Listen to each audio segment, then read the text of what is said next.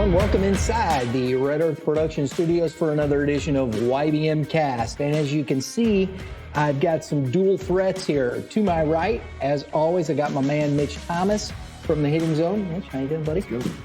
And we've invited Dave Wiggins from the Recruits Baseball and Elite Pitching Academy in with us because we're going to talk some 14U baseball. We met Dave last year when we were doing our winter workout tour. Got to know him. Thanks for coming on the show, man. Happy to be here. We're going to talk some 14U baseball, and I'm getting all this information from these dudes here because, you know, we want to look at what are the best teams around, and that was the thing. I think rankings are kind of bunk in certain respects, but it's always still good to talk about teams that are at that high level and where we're at, and you know, it's fun discussion. Who's the best, right? Well, I love to compete, so I'm good. I have the other side of this. I say it every time we talk about the 14-year age group. A lot of these kids are going to high school, so it's fun for me to start seeing these kids because then I get to compete against them next year as I was coaching high school baseball. So it's exciting to be kind of doing this. Yeah. A lot of fun. You were talking about. I mean, you had the 13U team last year. Yes. Now 14U. Correct. So you're right in that mix, aren't you? Oh yeah, absolutely. We are. We're going to get it out of the way right now. Go ahead and talk about your team, man. So there's been a lot of movement. You know, at this age particularly. We had our 13U Recruits Legacy team. That is now a 14U Recruits Baseball Club team. Now we train at Legacy. We do all of our training there. But we split kind of into two different teams. So we have a 14U Recruits Baseball Club National and a 14U Recruits Baseball Club American. Okay. Kind of with like the National having that major designation and the American having the AAA designation. Just want to make sure that no matter what team those boys are on, they're competing at the highest level that we feel they can compete at. Be challenged, but also see a little success. So that was kind of our goal when we went to assembling both those teams. They're going to train together in the off season as a 14U cohesive unit. And that's something where we feel that, the boys who are on that national team can kind of push the boys that are on the American and vice versa. Sure. You never know what could happen. These kids develop at different ages. Usually at these ages, the kids that are the better players are bigger and stronger. And they might not always be bigger and stronger. So, you see a lot of really talented kids who don't quite have that physicality yet. But then as they grow into high school players, that physicality comes in. And all of a sudden, that kid that was playing AA at 12, he's now a dude at 16. Right. So it's kind of fun to see. Our RBC national team is kind of a combination of players from all around the area. They're all St. Louis kids. They've all played baseball at a very high level. They've all competed at a high level since they're 8-9 years old. And they're very good baseball players. They play the game really, really well. We were hoping to have Jack Zimmerman join us. Unfortunately, he couldn't be with us today. His force team is a really US good Nationals now. U.S. Nationals. That's one thing. Which one are you, Jack? I figured US it was U.S. National. He's U.S. National. And, which is great. They've teamed up there, the great facility down there. I figure his team's going to be in that mix. Yes. And we got, as far as this local area, we've talked about the St. Louis Naturals. Yep. Very good. That Naturals team. And they were only designated as AAA, but again, there you go. But they're just good. They're very good. They're physical. They're big. They are big. They're strong. They hit the ball extremely hard. They've got guys on the mound that are right around that upper 70s into that low 80s range. And I'm sure after an off season of work, they're going to be, floating above 80. And at 14, you don't see that very often. Not often. There's a term we haven't used a lot in baseball is physical, right? Because obviously for me, I'm big on the mental side of the game right now because that's where our game is taking us. But that is true. We have two 14U teams as well, and we don't have that kind of size. We have a couple of big boys, but for the most part, we have a typical 14-year-old, kids. We have one kid that is a unit. He's probably 5'11", but I bet he's 170 pounds, 175 pounds, and he touches 80, 81. He's actually a freshman, but he's still eligible for 14U. And so he joined our program. We're going to mix in between our 16U age group and our 14s to kind of give him both to challenge him a little bit. But he's going to be a guy that, you walk into a tournament that he could single-handedly help you, win on Sunday. So I'm excited. But again, what he talked about is the size of some of these kids. I know some of the kids that they're in that Rawlings, Joe Curtis, I've been watching him for a while. His son hit with me for some time. I watched him grow from a little bitty rail to a tall rail. But again, he's what, 6? He's already like 6'1" or something. He's Every crazy bit tall. of 6'1", man. And He's 14. Watching him grow like a weed. It's crazy.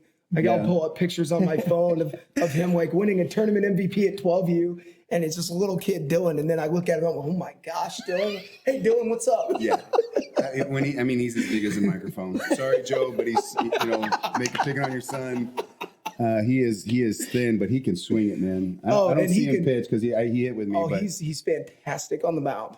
He'll be every bit of 80 this spring. Good. Like he's But legit. size is a real thing. It is, isn't it? Yeah. Physicality. I'm right? telling you guys, look at them. Seriously, go watch those Naturals play. Their third baseman's like 6'3".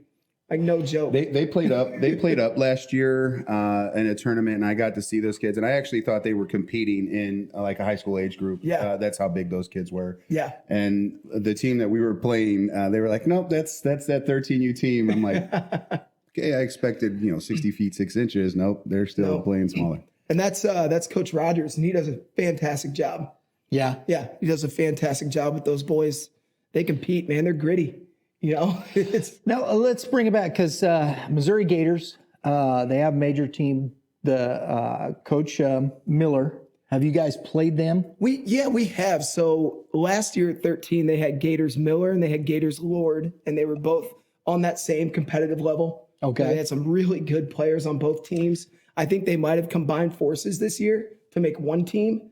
Then you also have Gators Trifoletti, who has athletes all over the field. That's right. I forgot about. Yes.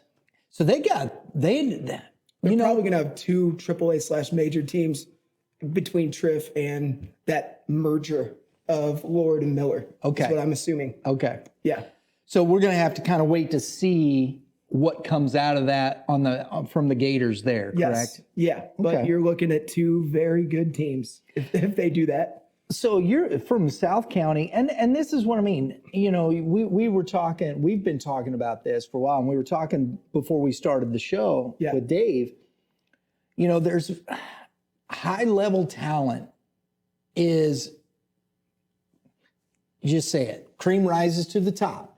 That doesn't mean there aren't good baseball players around. Sure. That's not what I mean, okay? I'm not saying that. But when you start seeing these high-level teams, like do the Gators take and create and put those kids in that position to be at that national level? You guys are talking about putting that team at that national level, that Naturals team at a national level, the prospects at that national level. You have those kids that do and can go into Florida, into Arizona, into Texas, and compete at a high level, right? Sure.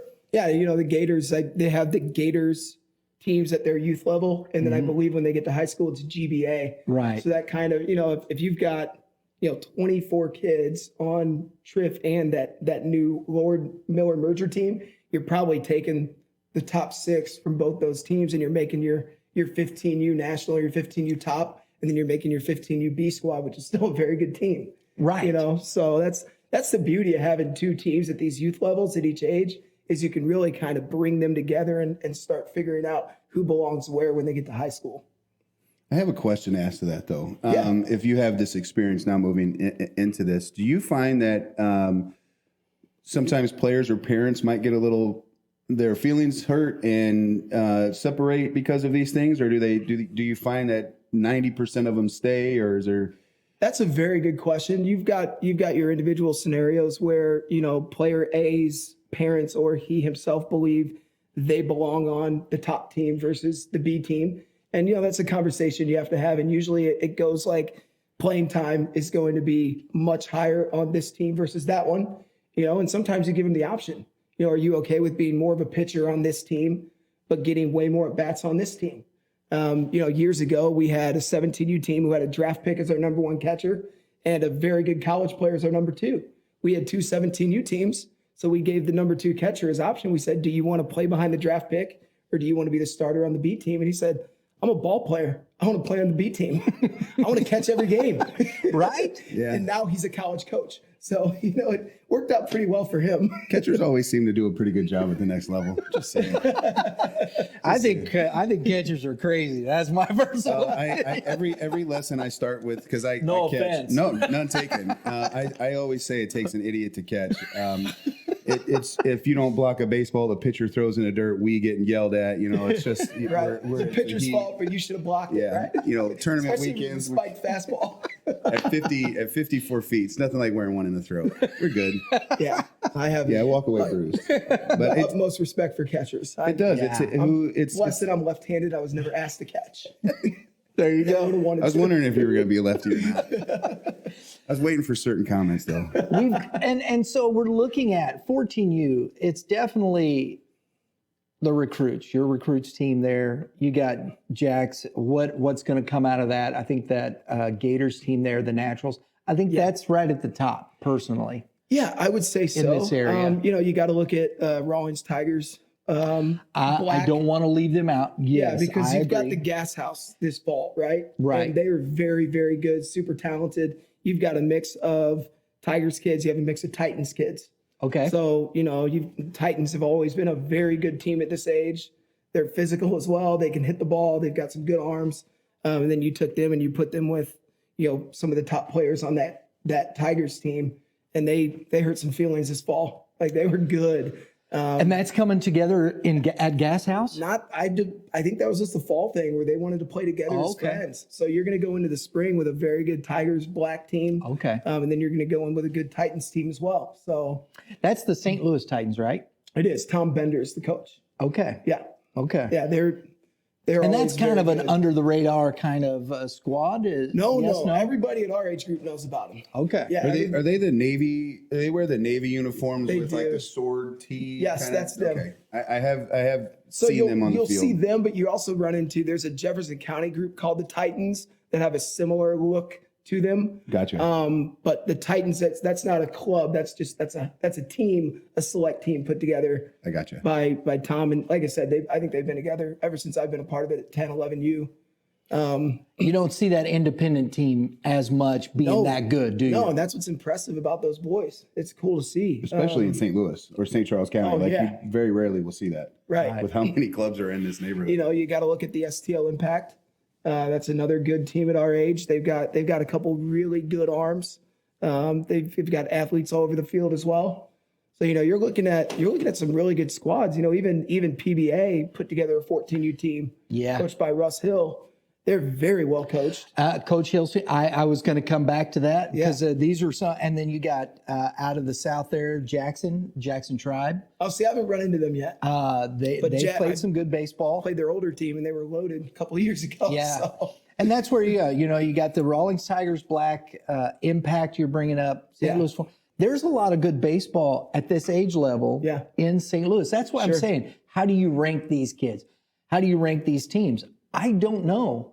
In that respect, I think these are the top ones, and let's have a tournament. Week long. Hey, sometimes We'll you just gotta, put it in and let's go to war. right. Right? Well, it's hard. Because, I dream about this. I'm not lying. I do, Coach Dave.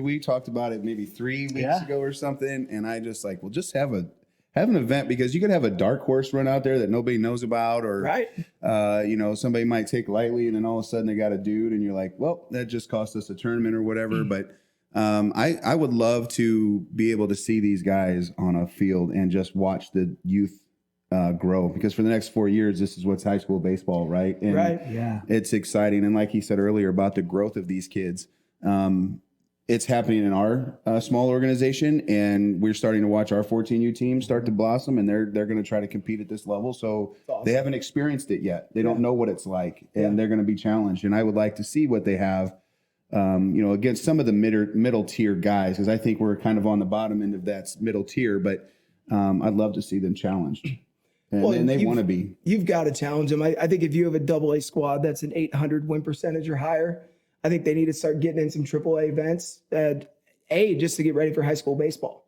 because it doesn't matter what team they played on when they get to high school. Their teammates and the guys they're competing against, they could have played on a major team, an A team. It doesn't matter at that point. Rankings go out the window, levels go out the window. It's, hey, you're a shortstop. Well, guess what? There's 2 other shortstops in your program that are in your class, right? What level have they played at? If they played at a higher level than you, it's going to be hard to beat them out. So, right. I love competition. Where are you getting your opportunities? I think that's that. And the thing about it is we've really done a lot of this. We enjoy working with Kevin Mulder with PBR Missouri. Yeah. And Matt Shadow comes in. We talk a lot of prep baseball, and Justin and I were down at the state championships this year. Awesome. And it was a lot of fun watching these kids. And this is the great thing. We're sitting here, as you brought up, talking about these 14U kids. And we're going to see some really good high school baseball. And I always encourage people to get out to their schools to support these kids. We're working on, and I'm going to bring this up. Okay. I'm going to start. This is new for everybody, because we're starting this process. We're hoping to get this done with Youth Baseball Midwest, but do a GAC Game of the Week and broadcast. Because I think there's a lot of great talent at these level, great schools. We saw such great competition, very good baseball games. I mean, there was some really good district finals. Oh yeah. I mean, my goodness. Varsity baseball in St. Louis is legit. Yes. It's very, very good. And I think with what you guys are talking about here, the programs that we have, and then just even the couple independent teams we're talking, it's growing a very solid base for these high school programs. And as you said, you're pulling these kids, you get all these different kids from these different places, and you've got some really good baseball. Yeah, without a doubt. It's fun to go win a tournament. Obviously, it's fun to win games and be successful. But at this age, like, the number one goal needs to be preparing these boys for high school baseball. It needs to be putting them in a position where when they go to tryouts, they're doing things, their actions are the same as what their high school coach is going to want to see. They want to see their footwork on a ground ball. They want to see, they want to see a strong throw across the diamond. They want to see an approach at the plate when they have a live at bat. It's little things like that where, you can go out and win a bunch of tournaments with a bunch of horses and really not even have to coach them. Yeah. But it's some of these teams here that may not be as talented, but play the game right. They get lead outs. They don't just field the ball and throw it to first, right? They have first and third plays, right? And they run those first and third plays. They run pickoffs. I've found that, being a high school baseball coach myself, I try to coach my boys as if they're varsity baseball players. I hold them to that standard. And I feel like a lot of the teams that we see, and a lot of the teams are out of town that we see, they don't really coach. They just let the boys go play. And I think that can be detrimental in a lot of ways, preparing them for high school baseball, because in high school baseball, especially at the varsity level, you don't just get to play the game. The games are controlled by the coaching staff, and you have to be able to execute what those coaches need you to do. We just sat here yesterday, and the show that's out, go watch it, because it was Coach Perkins from Francis South. There you go, right there. And let me tell you something. He has an idea and a philosophy of the way he plays, and you've got to buy into that philosophy. You got to know it. Right? Yeah, 100%. We're doing the same thing. Having the opportunity to compete at the high school level when I was there, then college, and then now getting to experience college coaching, and now high school coaching. And I'm seeing, like, at the college level, when I was coaching the high school level to be recruited, I would coach those kids for college. Now I'm coaching younger kids to be prepared for high school. And it's the same thing as when I walk into a high school tryout, as a GAC team, I get to go out there and see hundreds of kids on a field, at Timberland. And we kept 18 freshmen, COVID, whatever. We didn't know how it was going to be. And of course, kids have to sit. None of those kids had to sit on the teams they played for. Exactly. And so dealing with that, understanding it, buying into that process, competing, fighting, we started, like I always say, we started 3-8 on the season and ended 8-3, beat some top teams in the area because the buy-in finally, we got a chance to buy in. Sure. You don't get to do that so much at this level. You keep 11, 12 kids. Right. You can't teach competition. You can't always have effective practices. That's why having two teams at the same age group can allow for situational things. And I do think that's what makes some of these organizations a little bit better is the chance to compete against each other, practice with each other, being able to run effective, 2.5, 3 hour practices. For me, having 11, 12 kids, I'm not saying that me specifically, but having that, how do you run situations if you have one kid that doesn't show up? You got 10 guys on a field. What do you do with when you get to run PFTs? You get a ghost runner.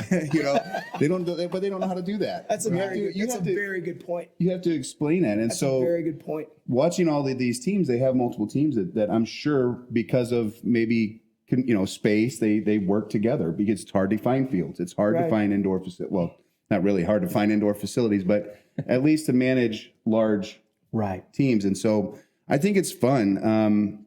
I do the same thing he does. I'm trying to coach these kids to be prepared for the high school tryout, not to even make the team.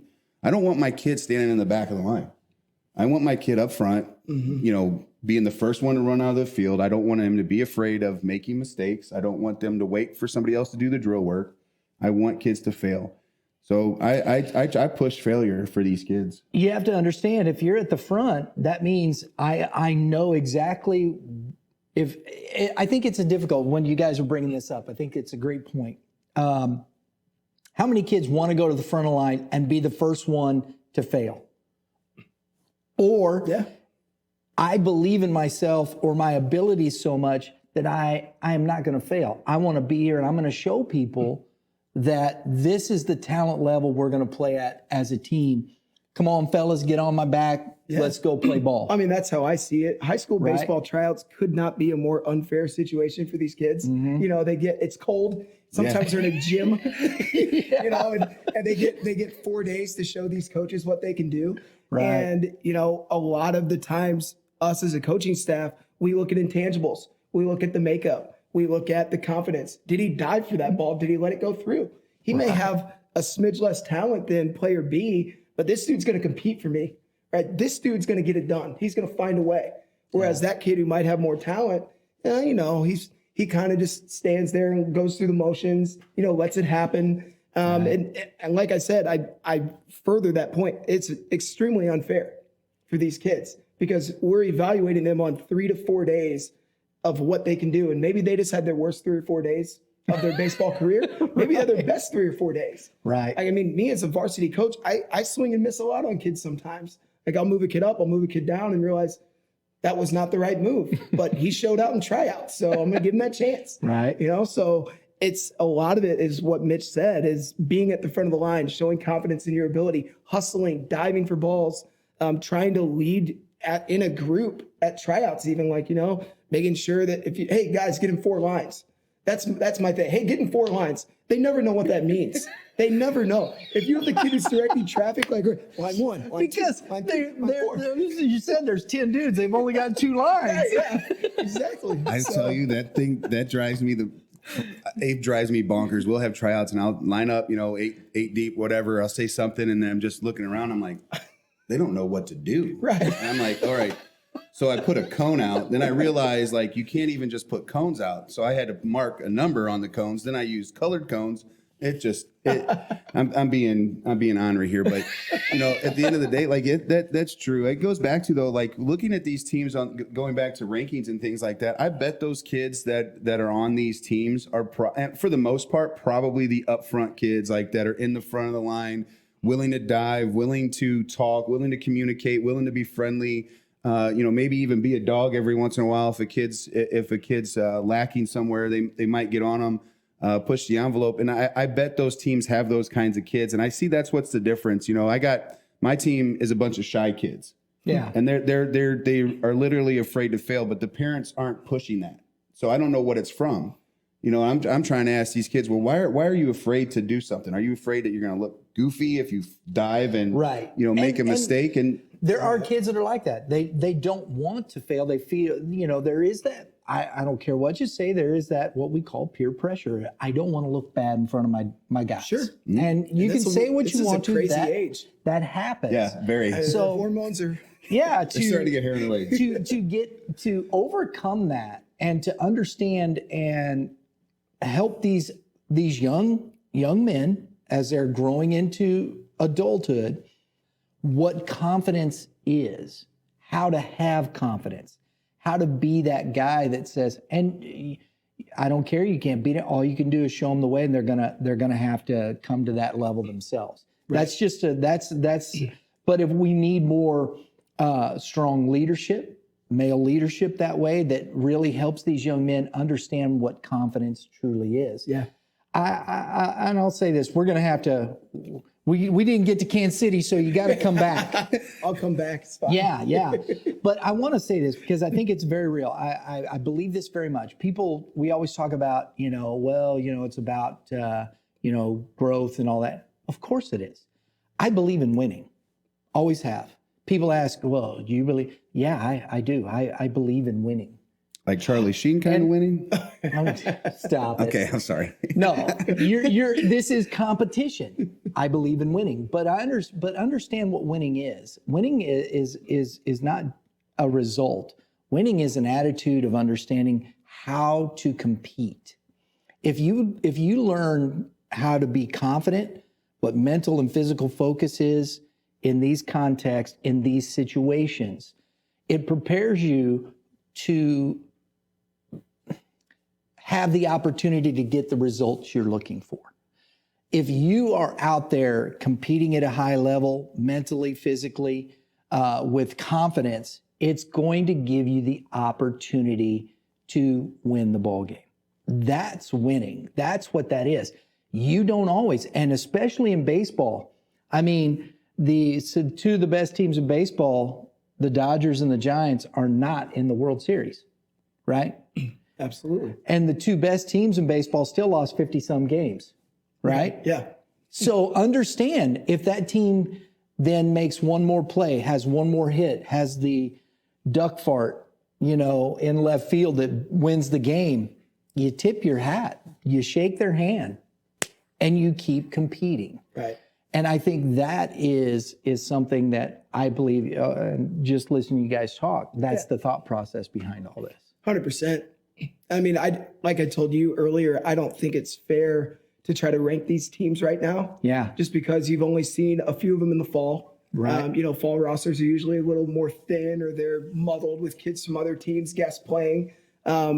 I think that if you want to rank these teams, you need to get out in the spring. You need to see who's beating who on Sunday, because Sunday's when the dudes come out, right? You got your pool play guys on Saturday, right? Yeah. You get your dudes out on Sunday, and then you need to see who's seeking out top level competition weekend in and weekend out. Who's traveling to go find competition that may be a little bit better than what they can find here? Who's trying to hop in, a PG event or a Play 9 event? That might bring teams from a little bit more of a regional area versus just a St. Louis area. Right. And, who is going out there and playing competitive baseball games against top competition. And a lot of these teams are going to beat up on each other. Yeah. I promise you that. I think my guys are really, really good. I know we're going to lose to some of these teams next spring. I don't really care, but I know we're going to compete. Right. And I'm sure that's how you feel about your team. I know that's how Rogers feels about his and Jack about his. We're going to beat up on each other. We need to go out and find teams in Kansas City, find teams in Nashville, find teams, Iowa's got some really good teams. Wisconsin has some unreal 14U teams. The Hitters, the GRB Rays. Up in Chicago, Illinois. And just over across the river, the Illinois Gators last year, their 14U squad was really good. Oh, they were really, really good. So and I think they put together a 14U one this year. That's a mixture of some kids from this area and the others. Extreme Elite National, coached by Cody Massey. Yep, they're the real deal. So we as coaches need to get together and be like, hey, where are you going this weekend? I'm going too. right? Hey, did you find a really good tournament to play in? Awesome. I want to go also. Yeah. And try to get in together and play each other as much as possible. Because they're going to be playing against each other in high school. It breeds something, right? At the end of the does. day, it's going to breed something. And if the next level is the goal, then you have to compete. And some people will say, they're 14 years old. Why put them through this? If they love it, they want it. Yep. It will weed itself out. The kids who don't want it at that level, by the time they're 16 years old, they'll drop down and play at a much lesser schedule or lesser pace or not travel or whatever. 100%. Because things change. Everybody's dream is still there to get to that next level, but as time grows on us, they may be really academically gifted and want to end up at a Mizzou or a Ivy League, and they're not going to be good enough to play baseball there, but they could be at a D team. Yeah. Kid that's smart's not going to go to Division II. You know what I mean? They're going to a Wash U's or high level education, and it's that's what I've experienced in my 20 something years of doing this, is that it always changes. And you got to let these kids have fun at the end of the day. Their sacrifice is going to breed that winning that you talked about. If they're willing to do that, they're going to win. Yeah. But they have to make a sacrifice to win. That's so because true. it takes a lot to work every single day at your craft. It does. Absolutely. Absolutely. Hey, guys, thank you again. We're going to have you back. We're definitely, because we're going to continue this conversation, and we're going to get to the other side of the state. It's just so easy to talk about these teams. We know them. They're there. It's fun. I know we talked there's 10 teams there. Oh, easily. 10 teams at a very high level. We might not even know about a few. Exactly. So we're going to keep talking baseball and great information on both sides. And if we hope you enjoyed it. Remember, YBMcast powered by my fellas, Game 7 Baseball. Go get your team registered for the upcoming 2022 season. Great competition out there. Dave and Dave do it right. Game7baseball.com. Everybody, have a great day in the Lord. You pitchers, keep throwing strikes, and you hitters, what's the old saying? Hit them where they ain't. That's it. Hit them where they ain't. We'll see you next time.